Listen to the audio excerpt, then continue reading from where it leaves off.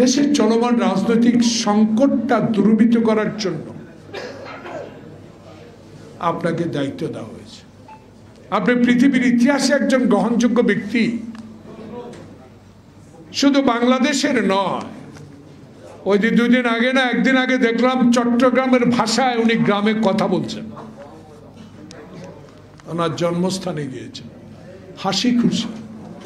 এ হাসি খুশি মুখ দিয়ে গ্রামে যেই কথাটুকু বলেছেন, মনের অন্তর থেকে আপনি যদি বাংলাদেশের 16 বছরের শেখ হাসিনার অত্যাচার, আয়না ঘরে নির্বিচার অত্যাচার, বিএনপির 5000-এর উপরে নেতা কর্মীকে নৃশংসভাবে খুন করার ইতিহাস, জুলাই বিপ্লবের 1000 ছাত্রকে পঙ্গু করে দেওয়া, আত্মহত্যা দেওয়া সেই লোকগুলোর কথা স্মরণ করেন, তাহলে আপনার এখন গুরু দায়িত্ব একটি, এদেশের মানুষের কাছে একটি নিরপেক্ষ নির্বাচন উপহার দেওয়া।